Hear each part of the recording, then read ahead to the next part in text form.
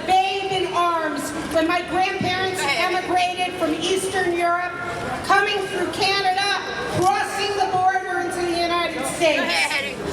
He was a Marine, and he served in World War II in the Pacific. And through the GI Bill, he went to college, where he met my mother on the library steps. My father became a medical librarian, and my parents raised 4 children on a public worker's salary, often with a second and sometimes a third job, but we were all able to go to college.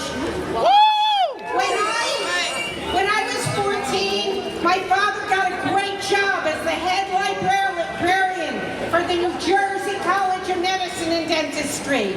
And my parents bought a house in New Jersey, and we moved from our apartment in Queens to the first single-family home I had ever been inside.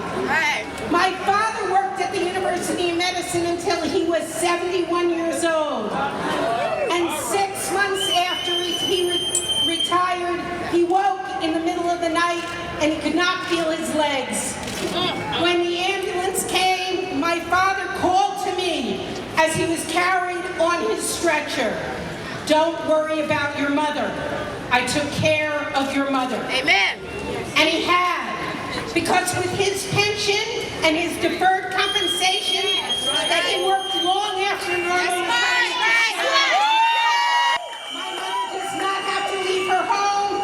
She pays her taxes and her expenses each day as she looks out her window at a quince tree, at a dogwood, at tulips she planted, and hostas, and watches her vegetable garden grow. It takes a special kind of carelessness and cruelty to be willing to burn down the American dream that my father was so hard to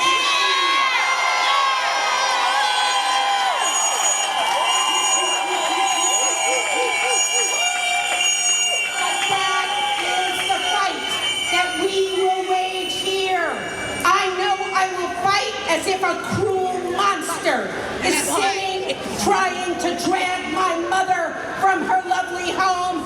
I will stand on her steps and shout, "They shall not pass!" I ask you today to look to your co-workers next to you, your brothers and your sisters from other work locations, from CWA, from ASLE, from IMT, from AFC, from NJA.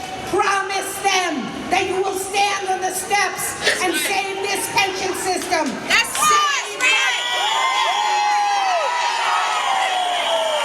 Stand with us, all who fight to save this pension, to insist that millionaires and profitable corporations pay their fair share.